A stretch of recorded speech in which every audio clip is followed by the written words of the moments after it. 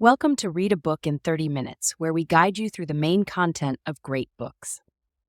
Today we're exploring The Stranger by Albert Camus, a philosophical and literary masterpiece, and one of the defining classics of the 20th century. Camus, a Nobel laureate in literature, is often mentioned alongside Jean-Paul Sartre and Simone de Beauvoir as a leading figure in existentialist thought. What is existentialism, exactly? It's a concept that exists both as a philosophy and a literary movement, a rare duality in thousands of years of human history. In this episode, we'll uncover existentialism through The Stranger, a book that has been translated with titles such as The Outsider or The Foreigner in different languages. Before diving into the book's content, let's reflect on some everyday scenarios that might resonate with its themes. A couple of years ago, after a tragic terrorist attack in Paris, a celebrity posted joyful photos of their family on social media. What followed was an avalanche of online outrage. People accused the celebrity of being insensitive, asking, "How could you post family photos when so many have just died?" It became a heated moral debate. We've all encountered this kind of moral judgment, where people impose their beliefs from a supposed moral high ground. It's as if failing to do what others expect, or saying something out of sync with the majority, makes you cold or immoral. Consider these everyday examples. During a meeting, if the speaker delivers empty platitudes or cliches and everyone else claps, do you feel pressured to join in, even if you think their words lack substance? In moments of collective grief, when everyone around you is crying, do you wonder if it's okay not to cry, especially if you don't feel that same level of sadness? If you pass by a beggar and choose not to give them money, is it enough to simply think, "I just don't want to"? These situations show how morality can be hijacked, where not just ethics, but individual freedom and respect for personal choices are held hostage. Do we have the right not to grieve, not to cry, or to live authentically in our own way, just as that celebrity chose to focus on their immediate life instead of the tragedy? If you've ever felt these subtle conflicts, you'll likely find a kindred spirit in the protagonist of The Stranger. Before delving into existentialist philosophy, let's focus on the book itself. In 1957, Camus was awarded the Nobel Prize in Literature. The citation praised his works for illuminating the pressing issues of human conscience in our times with clarity and passionate insight. There are two notable phrases in that citation: our times and clarity and passionate insight. Why highlight our times? The period refers to the post-World War II era, a time when global conflict had left survivors disillusioned and intellectually adrift. Existentialism, whether in literature or philosophy, resonated with the spiritual needs of those grappling with despair and searching for meaning. And what about clarity and passionate insight? That's something we'll experience firsthand as we journey through the novel The Stranger. When you first encounter The Stranger, you might feel a sense of detachment and indifference. The protagonist, Meursault, displays an intense estrangement from society. He feels disconnected, as though he exists outside the framework of the world most of us know. Interestingly, the novel is written in the first person, a narrative style less commonly used than the third person. Yet this choice amplifies the stark rationality and calmness of the story. Camus's minimalist, detached prose crafts a character who remains indifferent to everything, aloof, and emotionally detached. In the very first paragraph, this tone is set. "Today, Mother died. Or maybe yesterday, I don't know. I received a telegram from the nursing home. Mother passed away. Funeral tomorrow. Sincere condolences." That doesn't say much. Maybe it was yesterday. Meursault confronts his mother's death with an unusual calmness, almost unnervingly indifferent. This apathy immediately weighs heavily on the reader and lingers throughout the book. Camus' writing evokes admiration. It's so concise yet profound. Writers who read his work may even feel a pang of despair, wondering if they could ever reach such mastery in storytelling. In just a few lines, the tone of the story and the essence of Meursault's character are vividly painted, leaving a lasting impression. This indifference isn't limited to his reaction to his mother's death. It permeates every aspect of Meursault's life. For instance, one of his neighbors, a troublemaker, asks for Meursault's help in writing a letter to humiliate his girlfriend after an argument. The neighbor, unable to write well, requests Meursault's assistance. After completing the letter, the neighbor proclaims, "You're now my true buddy." Yet Meursault remains unmoved. Whether they're buddies or not doesn't matter to him. He reflects, if it makes him happy, why not? In the story, Meursault lives in Algiers, then a French colony, now the capital of Algeria. His boss proposes transferring him to Paris for a new position. While Meursault agrees, he feels indifferent about the move. To him, living in Paris or Algiers makes no difference. His lack of ambition invites criticism from his boss, who accuses him of lacking dreams or drive. Meursault, however, doesn't see these ideals as significant. When his girlfriend asks if he loves her, Meursault responds that the question doesn't seem meaningful. He doesn't think he loves her. She then asks if he would marry her. He replies, "If you want to, sure." Perplexed, she presses further, "If you don't love me, why marry me?" Meursault explains, "It doesn't really matter. If you want to, why not?" Here we see a man seemingly indifferent to everything, a person out of sync with societal norms and expectations. He appears passive, cold, and unbothered by life. So how does this apathetic character embody the Nobel Prize citation's praise for Camus' clarity and passionate insight? Let's revisit the opening of the novel. Meursault's mother has passed away. On the day of her funeral, the weather is beautiful. As the procession moves through the countryside, he thinks, "If it weren't for my mother's death, this weather would make for a perfect day to stroll outdoors." After the funeral, exhausted from the wake, Meursault is relieved to finally return home and sleep. The next day, he goes swimming and encounters a former co-worker with whom he had mutual affection. The meeting feels natural, leading to a date at the movies and later spending the night together. So, what should we make of these scenes? Are they examples of cold indifference or perhaps something else? Clarity and a quiet passion for the moment. Some may question Meursault's behavior following his mother's death. Why, during her funeral, would he think about how pleasant the weather was for a walk? Shouldn't he have been overwhelmed with grief, shedding tears for his loss? Why, upon returning to the city, was his first thought about sleeping? And why, the very next day, was he able to go swimming, watch a movie with a former colleague, and end up in bed with her? Conventionally, we expect profound sorrow to follow such a loss. But if we insist on this reaction, aren't we too engaging in the very moral judgment and emotional policing we criticize in others? If his mother hadn't passed away, Meursault's actions would seem perfectly ordinary, even full of vitality. But because of her death, everything takes on a different, scrutinized tone. Must one cry to show love during a funeral? Is it essential to remain mired in grief for an extended period to be considered normal? Meursault's joy at a sunny day during the procession, his exhaustion after a sleepless night, his mutual affection with a colleague, all these are natural human emotions.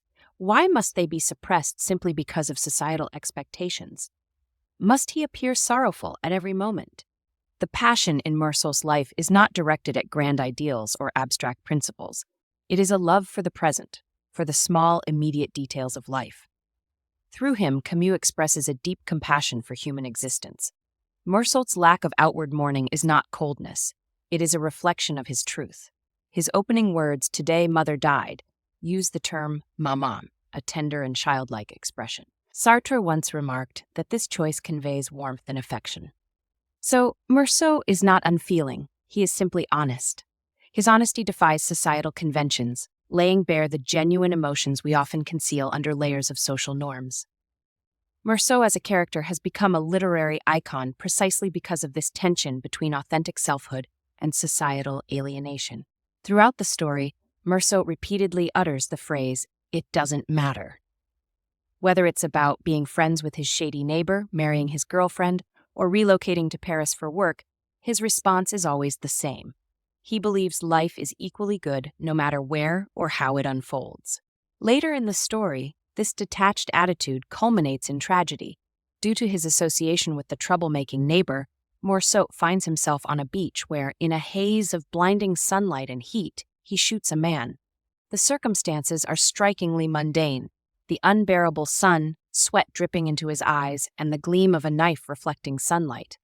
It's not a premeditated act, but a bewildered, almost mechanical response. When asked by the court if he regrets the killing, Meursault reflects for a moment before saying, "It's less regret than it is a mild inconvenience."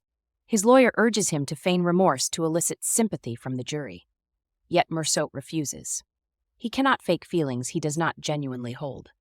In the novel, he explains, "I tried sincerely, even kindly, to explain to my lawyer that I've never felt regret for anything. I've always been too focused on the present, on today or tomorrow, to worry about the past." Mersault's indifference alienates him from society, making him an outsider.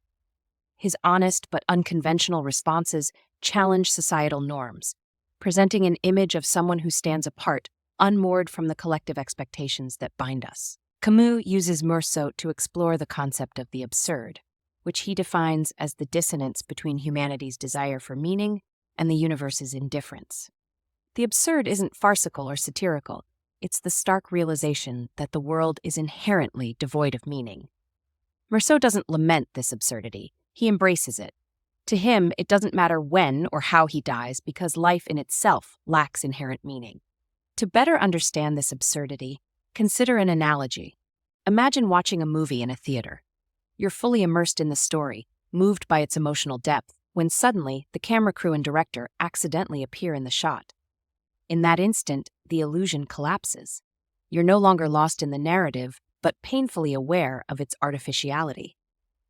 The actors continue performing as though nothing is wrong, and the audience around you remains oblivious. This fleeting moment of disillusionment mirrors what Camus describes as the absurd, the sudden awareness that life's meaning is constructed and that this construct can crumble. If life is the movie, then the moment of absurdity is when you glimpse its fabricated nature. And in this context, Mersault's indifference makes sense. He has seen through the facade and accepts the world for what it is, a place without inherent meaning. Through Mersault's story, Camus compels us to confront the absurd and decide, will we despair, or will we, like Mersault, find peace in embracing life as it is? The absurdity of life reaches its zenith during Mersault's trial. Sitting in the courtroom, he observes the prosecutor, the defense attorney, and even the judge with detachment. To him, they resemble actors in a film, oblivious to a glaring production error, yet performing their roles with earnest conviction. He finds this amusing, but perplexing. Why, in a case about law, is everyone so fixated on his soul?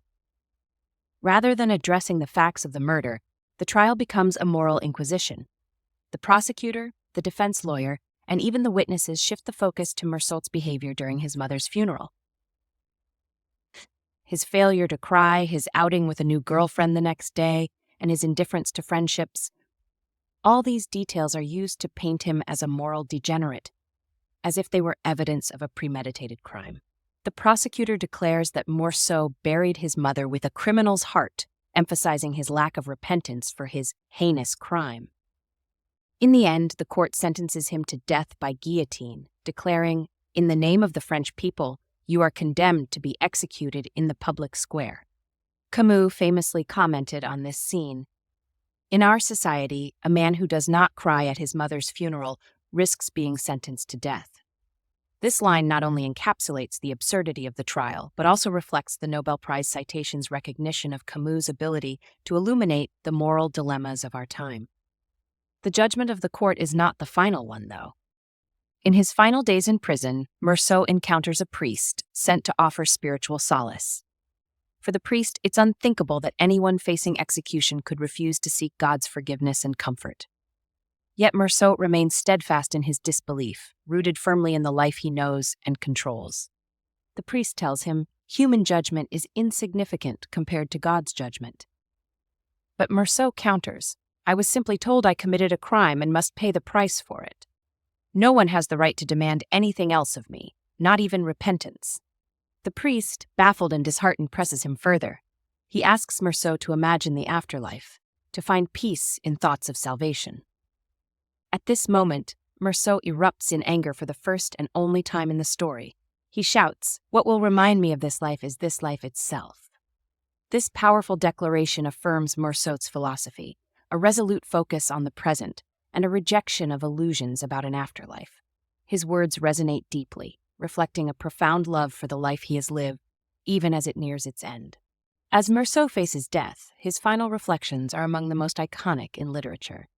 He states, "I may seem empty-handed, but I am confident in myself, in everything, in my life and in my impending death, far more so than the priest.